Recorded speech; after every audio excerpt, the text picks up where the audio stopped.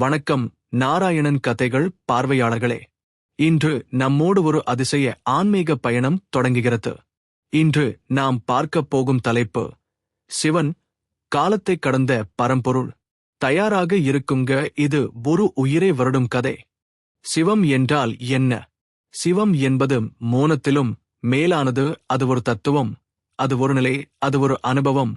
பரம்பொருளின் சத்தமற்ற சத்தம், ஆனந்தத்தின் உருவம், வலி இல்லாத நிலை, அதுவே சிவம். இந்த பிரபஞ்சத்தின் தொடக்கத்திற்கு முன்னரே இருந்தது.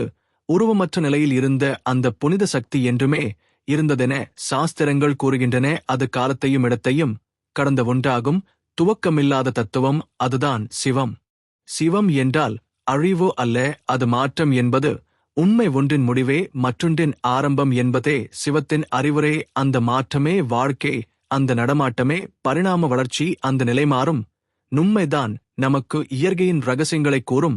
அதனை உயிராக கொண்டவன் சிவன். அவன் சமரசத்தின் வடிவம், சமன்வயத்தின் நிறைவு, சங்கடங்களை சமாதானமாக்கும் அமைதி. அவன் கடவுள்களை தவிர்த்து போனாலும் அவனை தவிர்க்க இயலாத உண்மை. உயிரின் உயிராக அவன் இருக்கிறான்.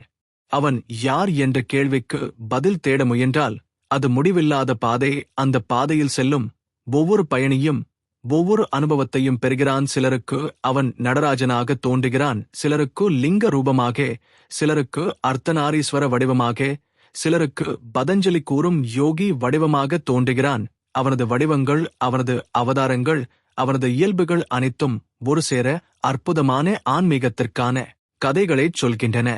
அவன் உருவமற்றவன், ஆனால் அவனைக் காண முடியாதவனும் அல்ல. அவன் ஒவ்வொரு உயிரிலும் உளமுள்ளவனாக இருக்கிறான். ஒரு கல் கூட சிவமாகிவிடும் அவன் பட்டபடியாக. அவனுடைய பக்தர்களின் உணர்வில் வாழ்கிறான். சிவபுராணம் அதனை மிக அழகாக விவரிக்கிறது.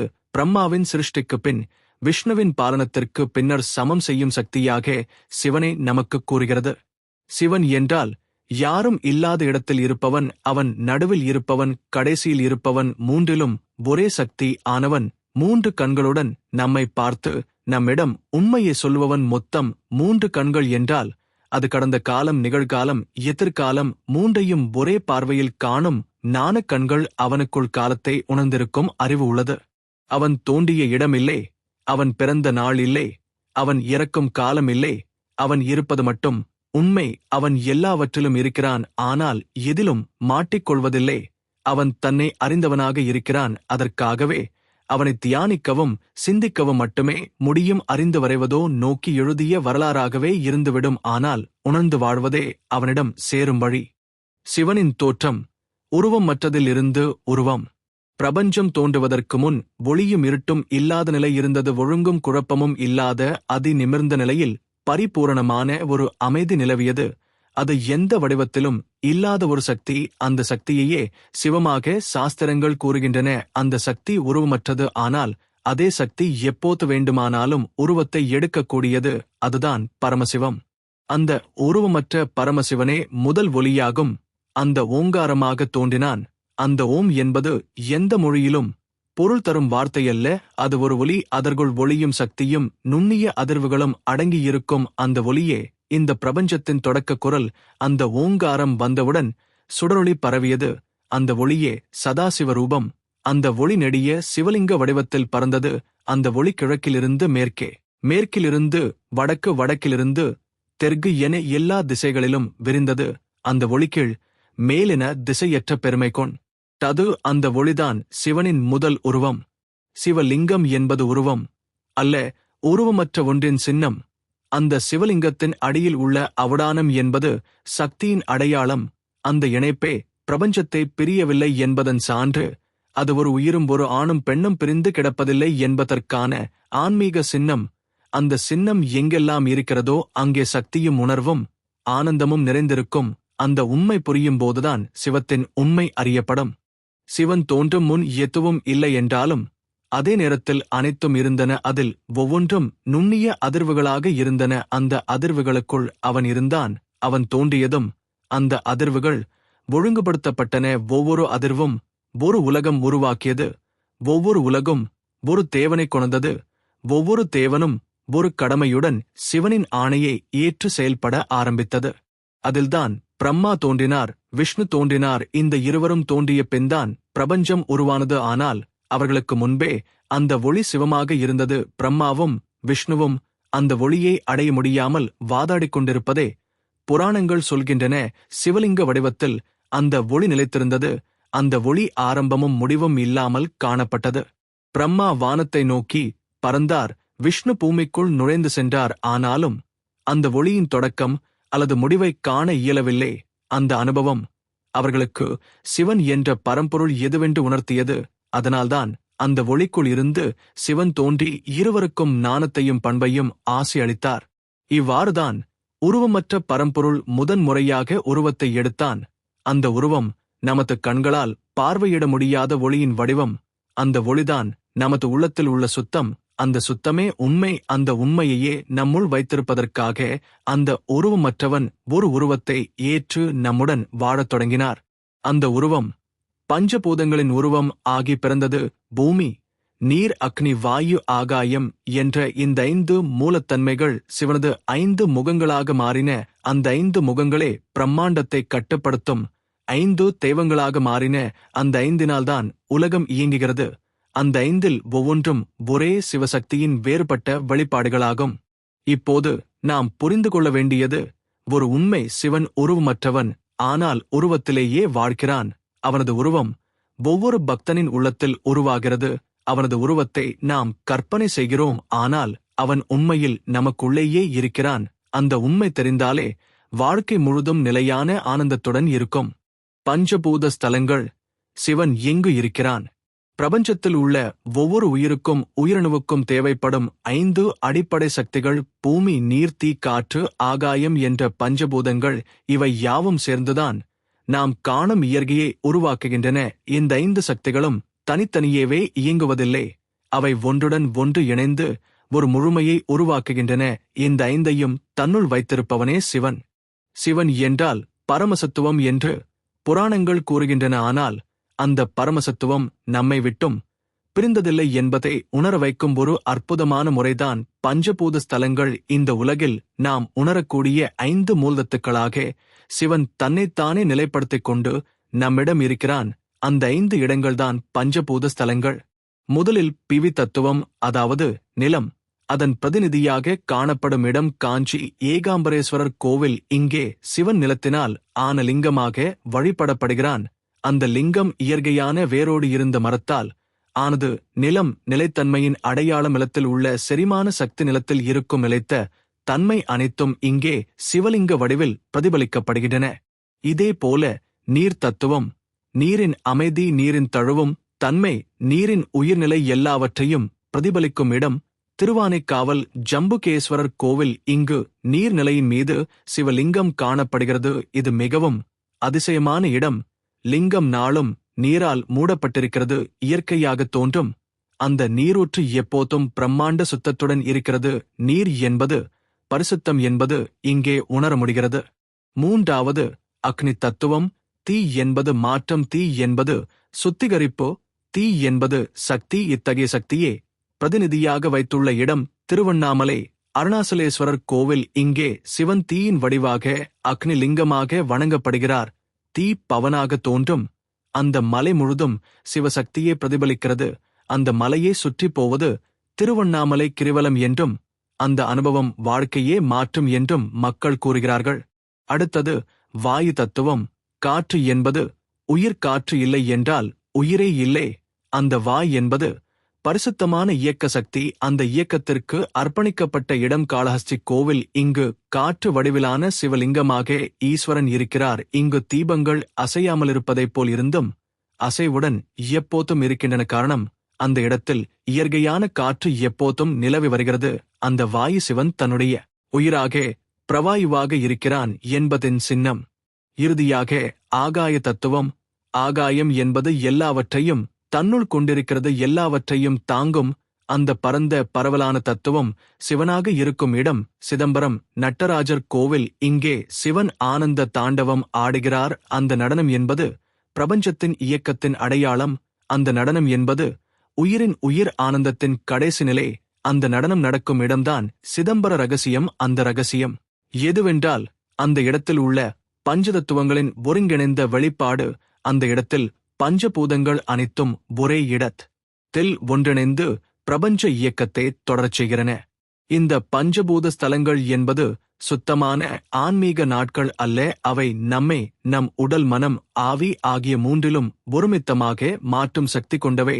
இந்த இடங்களில் ஒருவர் சென்று பக்தியுடன் தவமிருந்து சிவனை உணர்ந்தால் அவர் வாழ்வியல் எந்த நிலையிலிருந்தும் விடுதலை அடையலாம் என்பது பரம்பரையால் சொல்லப்பட்ட சத்தியம். இந்த 5 இடங்களும் 5 தத்துவங்களும் சிவனின் 5 முகங்களாகும். அவனது 5 முகங்களின் அர்த்தம், அதன் சக்தி, அதன் வெளியீடு அனைத்தும் பஞ்சபூதங்களில் பிரதிபலிக்கப்படுகின்றன. அதுதான் சிவன் உலகத்தின் உள்ளே இருக்கும் ஒரு வெளிச்சம், உயிரின் உள்ளே இருக்கும் உண்மை. சிவன் மற்றும் சக்தி அர்த்த நாரீஸ்வர உருவின் ரகசியம். சிவம் என்பது சுத்தம், சக்தி என்பது இயக்கம். இந்த இரண்டும் பிரிந்திருக்க முடியாதது. பிரம்மாண்ட இயற்கையின் இரு பக்கங்கள் உயிரின் உள்ளிலும் நம்மால் உணர முடியாத நுண்ணிய அதிர்வுகளாகவே உள்ளது.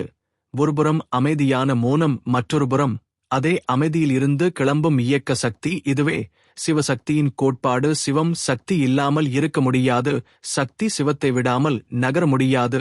இந்த இரண்டும் ஒன்றாகவே இருக்கும்போதுதான் பிரபஞ்சம் இயங்குகிறது. இரண்டாக பிரித்துப் பார்க்கும் பார்வை என்பது மனிதர்களால் உருவாக்கப்பட்ட குறைந்த பிழைகளில் ஒன்று. உண்மையில் பார்க்கும்போது பிரமாண்டம் என்பது ஒரே சீரான அதிர்வுகளால் இயங்கும் ஒரு மேக அமைப்பு. அந்த அதிர்வுகளுக்குள் உள்ள பரம சுத்தமான சக்திதான் சிவசக்தி. அந்த சக்தி இடைவெளியில்லாமல் ஒன்றுக்கொன்று இணைந்து இருப்பதை உணர்த்தும் ஒரு உயர்ந்த ஆன்மீக வடிவம்தான் அர்த்தநாரீஸ்வர உருவம். அர்த்தநாரீஸ்வரர் என்பது அர்த்தம் மற்றும் நாரி என்ற 2 தத்துவங்களின் கலவையான ஒன்று. அர்த்தம் என்பது ஆணாகிய சிவன், நாரி என்பது பெண்ணாகிய சக்தி. இந்த இருவரும் உடலில் பாதிப்படியாக ஒவ்வொரு பாகமாக இணைந்திருப்பதைக் காணலாம். இடது பக்கம் பார்வதியாக இருக்கிறாள், வலது பக்கம் சிவனாக இருக்கிறார். இந்த உருவம் சும்மா ஒரு ஐக்கிய வடிவம் மட்டுமல்ல, அது பல தலைமுறைகளாக ஆன்மீக ரீதியாக மனித இனம் புரிந்து கொள்ள வேண்டிய மிக முக்கியமான உண்மை. பார்வதியாக அவள் பூமியின் சக்தி, அவள் நீரின் பாசம், அவள் தீயின் சூடான ஊக்கம், அவள் காற்றின் மென்மை, அவள் ஆகாயத்தின் பரந்த பொறுமை. அந்த சக்தி இல்லாமல் எந்த தெய்வமும் முழுமையடையாது. அவளது சமன்வய சக்தி சிவனின் மோன சக்திக்கு இணையாக இருக்கும்போதுதான் பரமபதம் உணர முடிகிறது. அதுவே வாழ்க்கையின் திருப்புமுனை, ஆன்மாவின் வெளிப்பாடு. அந்த உண்மையின் வடிவமே அர்த்தநாரீஸ்வர உருவம். பார்வதி தேவி என்பது தனிப்பட்ட ஒரு தேவியின் பெயரல்ல, அது சக்தியின் பெயர். இவ்வுலகின் சக்தி நடக்கும் எல்லா இயக்கங்களும் அந்த சக்தியால் இயங்குகின்றன. ஆணின் உள்ளுள்ள ஆன்மா அமைதி என்று கருதப்படுகின்றது. ஆனால் அந்த அமைதி இயக்கமில்லை என்றால் உயிரே இல்லாமல் போகும். அந்த இயக்கம்தான் சக்தி. சிவன் அந்த அமைதியே தன்னுள் கொண்டிருப்பவன். பார்வதி அந்த இயக்கத்தை தன்னுள் கொண்டவள். இருவரும் ஒன்றாக இயங்கும்போதுதான் அந்த சக்தி மகத்துவம் அடைகிறது. இந்த உருவம் நாம் அனைவரும் புரிந்து கொள்ள வேண்டிய ஒரு சூத்திரம். இரு சக்திகள் ஒரு உடலில் இருப்பதுதான் சத்தோமிகு ஆன்மீக வாழ்வியல் அடிப்படை. நாமும் நமது வாழ்க்கையில் சிவனின் அமைதி, பார்வதியின் உயிர்ப்பு இரண்டும் சமமாய் வாழ்த்த வேண்டும். ஒருபுறம் தவம், மற்றொரு புறம் பாசம், ஒருபுறம் தியானம், மற்றொரு புறம் சேவை. இந்த இரண்டும் இணைந்தால்தான் ஒருவரும் பூரணமாக மாறுவார். அர்த்தநாரீஸ்வர வடிவம் நமக்கு சொல்லும் இன்னொரு விஷயம், நாம் அனைவரும் ஒரே சக்தியின் இரு பாகங்கள் என்பதை உணர்த்துவது.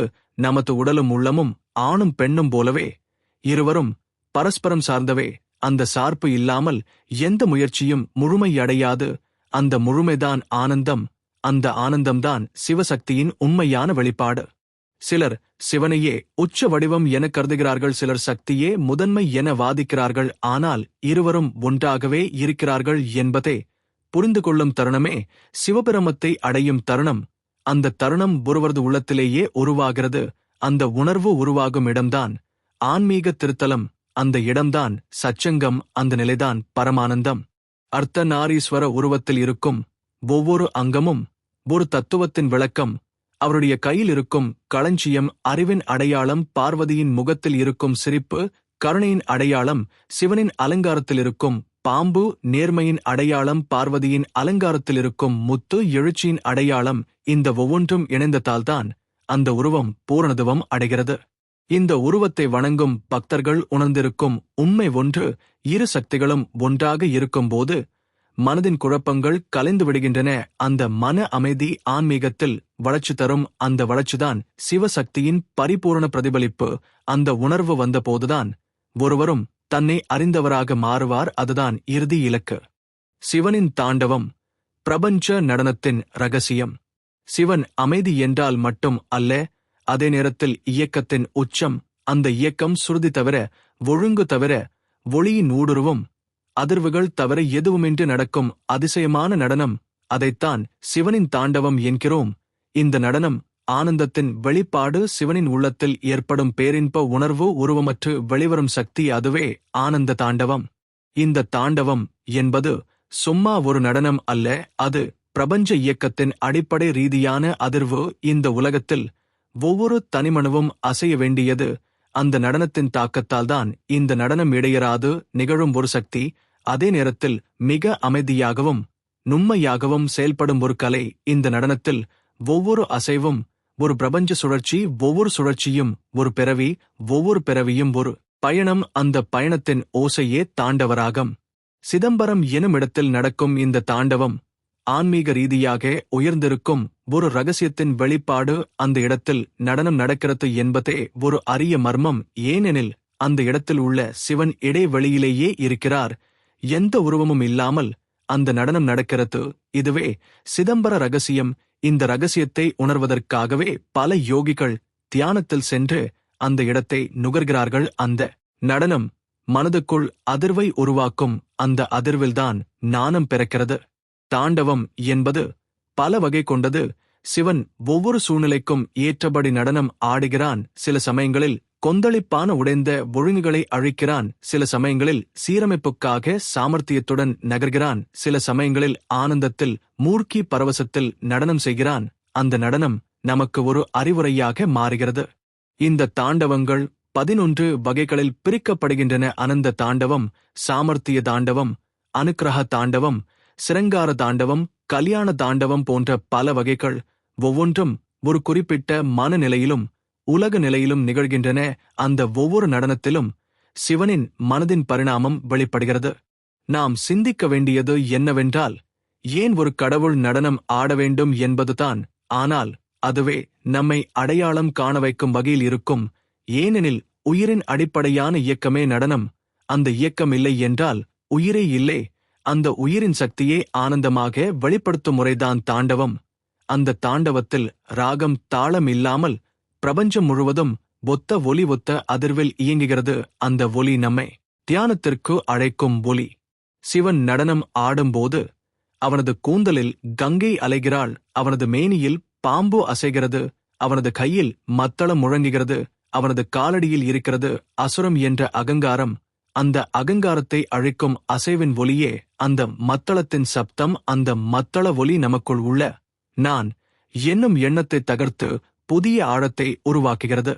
அந்த தாண்டவத்தை உணர்ப்பவன்தான் உண்மையான தியானி. ஏனெனில் தியானம் என்பது சும்மா அமைதியில் அமர்வது அல்ல, அது அந்த அமைதியில் நிகழும் இயக்கத்தை உணர்த்தல். அந்த இயக்கத்தின் ஒலி நம்முள் எப்போதும் நடக்கின்ற ஒரு தாளம். அந்த தாளம் நம்மை வெளியிலிருந்து உள்ளுக்குள் இழுக்கும். அவ்வப்போது அந்த நடனம் சோர்வை எடுத்து தள்ளி சுடரொளியை ஏற்றி நம்மை உள்ளிருந்து மேன்மைக்கு இட்டுச் செல்கிறது. சிவன் தாண்டவம் என்பது வினோதமான காட்சி அல்ல, அது வியக்கத்தக்க ஆன்மீக காட்சி. அந்த காட்சி நம்மை வெறும் பார்வையாளராக வைக்கவில்லை, உணர்வாளராக மாற்றுகிறது. அந்த உணர்வு நம்மை ஆழமான சிந்தனைகளுக்கு அழைக்கும். அந்த சிந்தனைதான் உண்மையான யாத்திரை. அந்த யாத்திரையின் ஒவ்வொரு அடி நம்முள் உள்ள பிரபஞ்சத்தையும் வெளியில் உள்ள பிரபஞ்சத்தையும் ஒன்றுபடச் செய்கிறது. சிவன் மற்றும் காலம், நேரத்தை மீறிய நாதம். நாம் வாழும் உலகம் நேரத்தின் கீழ் கட்டுப்பட்ட ஒன்று. காலம் எனப்படும் அந்த அரிய கடவுள் நம் பிறப்பையும் மரணத்தையும் வெறுமனே காத்திருக்கும் பார்வையாளராக அல்ல, ஒரு நிர்ணய சக்தியாகவும் இயக்கும் சக்தியாகவும் இருக்கிறான். இந்த நேரமே மனிதனை பயமுறுத்தும் சக்தியாக இருக்கிறது. பிறப்பு, வளர்ச்சி, சாவு இவை அனைத்தும் நேரத்தின் கட்டுப்பாட்டில்தான் நடக்கின்றன. ஆனால் இந்த நேரத்தின் மீது ஒரே ஒரு சக்தி அதிகாரம் செலுத்துகிறான். அவன்தான் சிவன். சிவன் என்றாலே காலம் என்ற ஒன்றை மீறியவன் என்றும் சொல்லப்படுகிறது.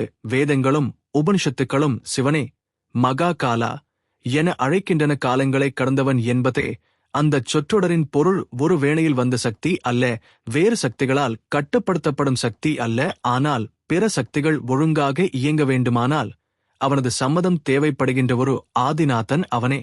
காலத்தின் அளவுகள் நமக்கே உருவாக்கப்பட்டவை. நிமிடங்கள், மணித்தியாலங்கள், நாட்கள், வருடங்கள், இவை அனைத்தும் மனிதர்கள் அளக்கவும் நடத்தவும் உருவாக்கிய ஒரு மாதிரி. ஆனால் அந்த மாதிரிகளுக்குள் அடங்காத சக்திதான் பரம்பொருள். அந்த பரம்பொருள் சிவனாக உணரப்படுகிறது. அவனது விழிகள் மூடிய நிலையில் உலகம் நின்றுவிடும். அவன் விழிகளை திறக்கும் போதுதான் பிரபஞ்சம் இயங்கும். அவனது மூன்றாவது கண் காலத்திற்கு வெளியே பார்க்கும் கண். அது கடந்த காலம், நிகழ்காலம், எதிர்காலம் என்ற 3 அலைகளுக்கும் அப்பாற்பட்ட நிலையில் செயல்படும். அந்த கண் ஒரு முறை கூட திறந்தால் ஒரு யுகம் நிமிடத்தில் எரிந்து அழிந்துவிடும். இந்த கண் உருவத்தின் எல்லை கடந்த ஞானத்தின் வெளிப்பாடு. அந்த ஞானம் காலத்தையும் கட்டுப்படுத்தும் சக்தி. மனிதன் சிந்திக்கிறான், நாளை என்ன நடக்கும் என்று. மனிதன் நினைக்கிறான், கடந்த கால நினைவுகளை வைத்து நாளை உருவாக்குவது நல்லதா என்று. ஆனால் சிவன் அந்த சிந்தனையின் எல்லையை கடந்தவன். அவன் யாதொரு நினைவோ எதிர்பார்ப்போ இல்லாமல் நிலைத்து நிற்கிறான். காரணம், அவன் நேரத்தின் அந்தரங்க குருவாக இருக்கிறான். அவனுக்கே நேரம் ஒரு சாதனம் போல உள்ளது. அதைக் கொண்டு அவன் உலகத்தை உருவாக்குகிறான். இதை புரிய ஒரு சிறிய உதாரணம் பார்க்கலாம். சிவன் இருக்கும் இடம் காசி. அந்த இடத்தில் ஒரு விசேஷம் மரணம் நிகழ்ந்தால் கூட அதுவே முக்திக்கு வழி என்பதாக நம்பப்படுகிறது. காரணம், அந்த இடத்தில் காலன் நுழைய முடியாது என்று புராணங்கள் கூறுகின்றன. சிவன் தனது திருக்கரத்தில் காலனின் அதிகாரத்தையே எடுத்து வைத்துள்ளார். அந்த ஆணையால்தான் அந்த இடத்தில் சாவும் விடுதலையாகிறது. சிவனின் இசை மத்தளம், அவனது ஓசை. அந்த ஓசையில் ஒரு ராகம் இல்லை. ஆனால் அந்த அதிர்வில் ஓர் ஆன்மீக ஒழுங்கு கால அலகுகளையும் மீறி ஒலி பரவுகிறது. அந்த ஒலி நம்முள் ஒவ்வொரு நொடிக்கும் ஒரு பிரபஞ்ச அதிர்வாக நம்மை இயக்குகிறது. அந்த அதிர்வை உணர்ப்பவன்தான் யதார்த்த தியானிக்கு சமமானவன். அந்த அதிர்வை கேட்பவன்தான் நேரத்தை கடந்தவன். இந்த நேரம் என்ற உணர்வை நாம் அறிவால் மட்டுமே உணர்கிறோம். ஆனால் ஆன்மீக ரீதியாக நேரம் என்பது இல்லை என்று பலர் சொல்கிறார்கள். ஏனெனில் சிவனை உணரும் தருணத்தில் நாம் நேரத்தை உணர்வது இல்லை. அந்த தருணம் முழு பரவசத்துடன் நம்மை ஆனந்த சாகரத்தில் மூழ்கடிக்கிறதோ அந்த உணர்வே நேரத்தை கடந்த உணர்வு. அந்த உணர்வின் பெயரே சிவம். சிவன் காலத்தை கட்டுப்படுத்துகிறார் என்றால் அவன் எதையும் எப்போதும் உருவாக்கவும் அழிக்கவும் முடியும் என்பது நிச்சயம். ஆனால் அவன் ஒவ்வொரு செயலையும் காலத்தின் தேவைக்கேற்ப செய்கிறான். அவர் எப்போதும் நேரத்துக்குள் செயல்படவில்லை. ஆனால் நேரத்தின் மீது கொண்ட முழு கட்டுப்பாட்டுடன் செயல்படுகிறான். அதுதான் அவனது பரிபூரண கட்டுப்பாடு. நாம் வாழும் ஒவ்வொரு நாள் ஒரு பயணமாக இருக்கலாம். ஆனால் அந்த பயணத்தின் எல்லைகளை நிறுத்துகிற சக்திதான் சிவன். நம்மால் நேற்றை மாற்ற முடியாது, நாளையை கட்டுப்படுத்த முடியாது. ஆனால் நமக்குள் இருக்கும் சிவசக்தி இன்று என்ன செய்ய வேண்டும் என்பதை உணர வைக்க முடியும். அந்த உணர்வுதானே நேரம் மீறிய ஞானத்தின் வெளிப்பாடு. சிவன் மற்றும் பரமாயணம், உயிரின் இறுதி பயணம். மனிதனின் பயம் என்றால் அது மரணத்திற்கான பயமே. வாழ்க்கையின் நிறைவில் என்ன நடக்கும் என்பதை நம்மில் பெரும்பாலோர் எதிர்பார்த்து கொண்டே இருக்கிறோம். அந்த பயத்திற்கும் குழப்பத்திற்கும் ஒரு முடிவை அளிக்கக்கூடிய ஒரே சக்திதான் சிவன். ஏனெனில் சிவன் மரணத்திற்கும் பிற்பட்ட நபராவார். அவன் சாவுக்கு பிறகும் உயிருடன் இருப்பவனே. உயிரின் ரகசியங்களை நுண்ணியமாக புரிந்து கொண்டு விடுதலையை அளிக்கக்கூடிய பரமபத சிரஞ்சீவனாக இருக்கிறான். சாவை இறுதி என கருதும் பார்வை என்பது அறிவற்ற புற உலக உணர்வு. ஆனால் ஆன்மீக ரீதியில் அது ஒரு துவக்கமே. அதுவே ஒரு பயணத்தின் ஆரம்பம்.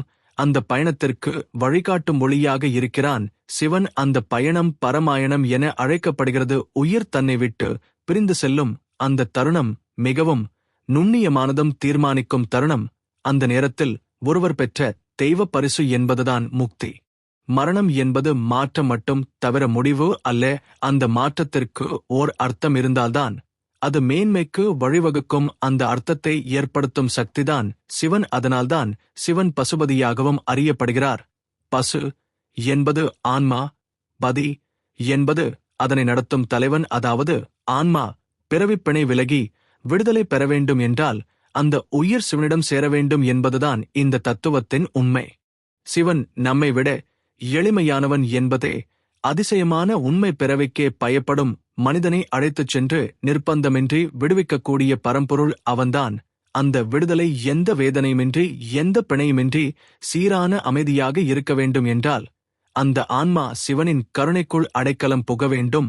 அந்த கருணை மெல்ல இயங்கும் மரணத்தின் வடிவம்.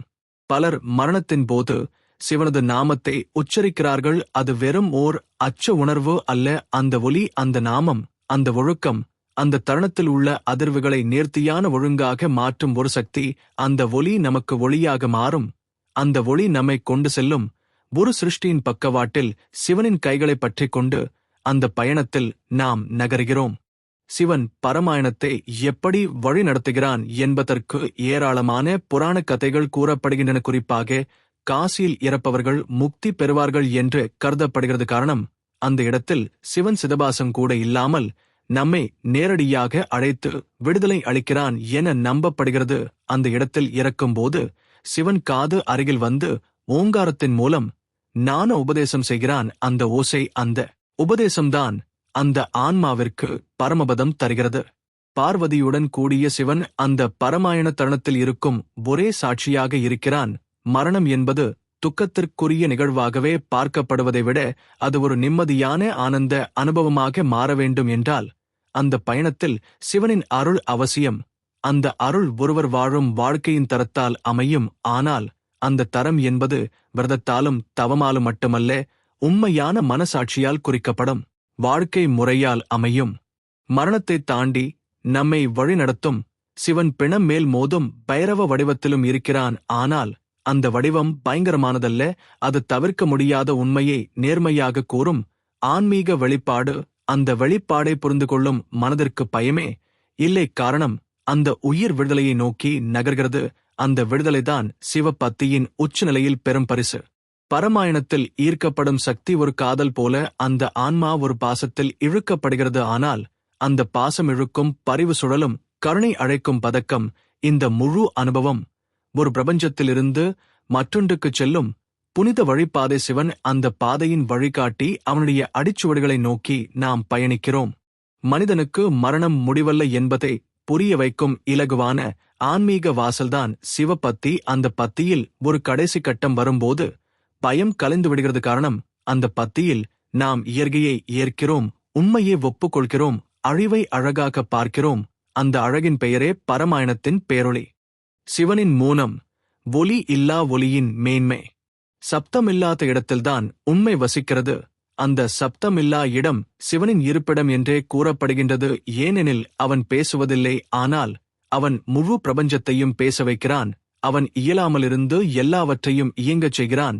அவன் அமைதியிலிருந்து உயிர்களின் நடனத்தை இயக்குகிறான்.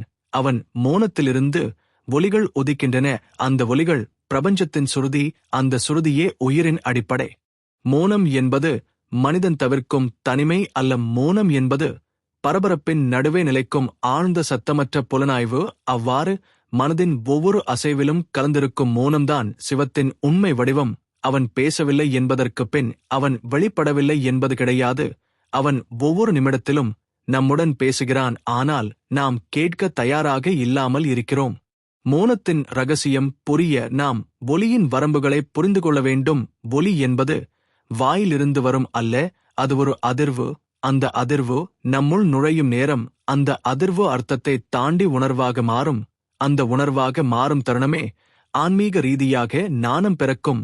அந்த ஞானம் உருவாகும் இடத்தில்தான் சிவனின் மௌனம் ஒலிக்கிறது. ஓம் எனும் ஒலி சிவனின் முதல் சப்த வடிவம்.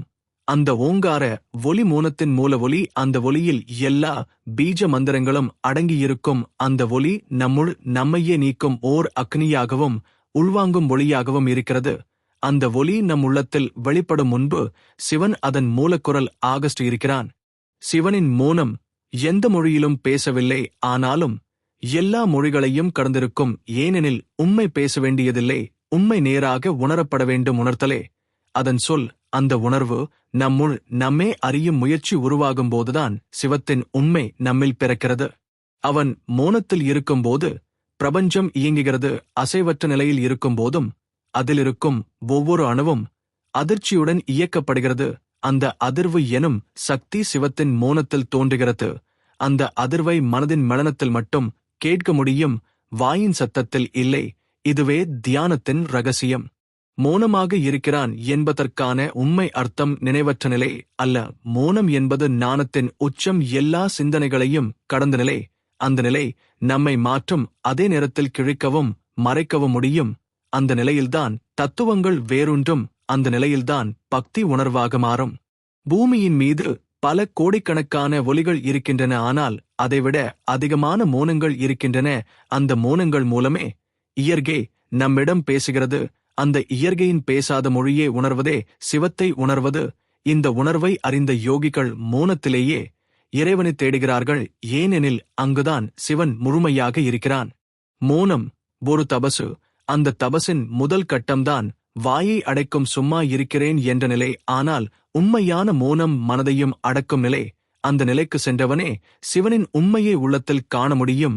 அந்த காண்பதுதான் கண்கள் திறந்தும் உள்ளொளியால் உருவாகும் உணர்வின் வெளிச்சம். மோனத்தில் உரை பேசும்போது அது மிக உயர்ந்த ஞானமாக மாறுகிறது. அந்த ஞானமே சிவனின் சப்தமாக கருதப்படுகிறது.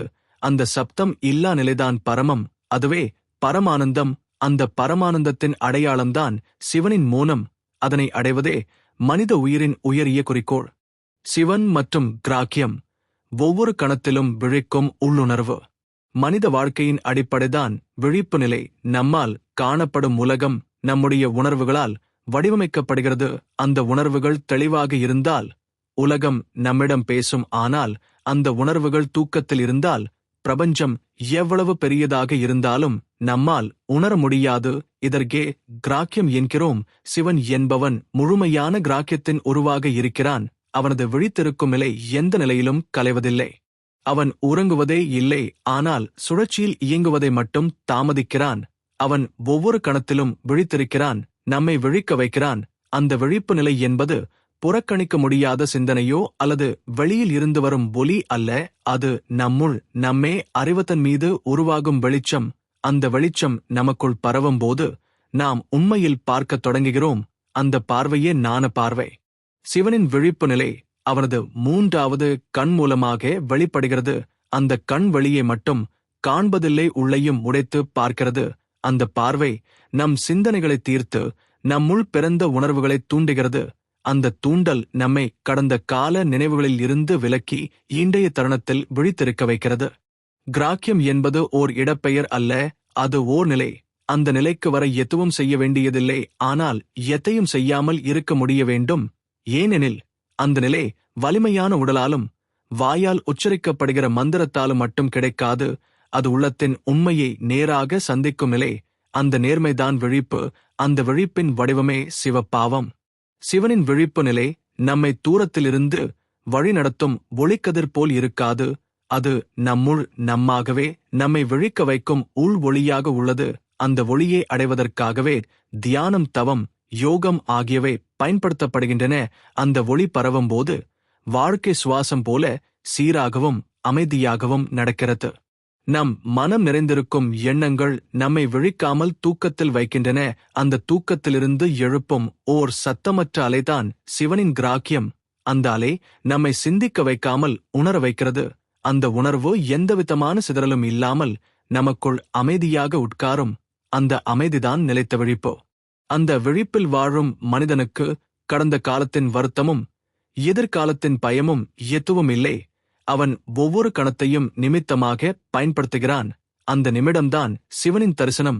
அந்த தரிசனம் நம்மில் ஏற்படும் அசைவற்ற வெளிச்சம். அந்த வெளிச்சம் நம் பயணத்தின் ஒளியாக மாறுகிறது. இந்த முழு பயணத்திலும் நாம் தேடிக்கொண்டு வந்தது யார் சிவன் என்ற புகான் கேள்விக்கு பதில் அல்ல. அது யார் நான் என்ற உள் வெளிச்சம். அந்த உள் வெளிச்சத்தில் நம்மால் காண முடிகிறது அமைதி, அதிர்வு, ஒலி, மோனம், நடனம், தியானம், கருணை, ஞானம் மற்றும் விழிப்பு. இவை அனைத்தும் ஒன்றாக அமைந்த ஒரு பரம்பொருள். அந்த பரம்பொருளின் வெளிப்பாடே சிவன். சிவனை பற்றி அறிந்த பிறகு நமக்குள் ஏற்படும் உணர்வும் ஒரே ஒன்று. அதுதான் நான் தான் சிவன், நான் தான் உண்மை, நான் தான் ஒளி, நான் தான் ஆனந்தம். இப்போதுதான் நான் விழித்தேன்.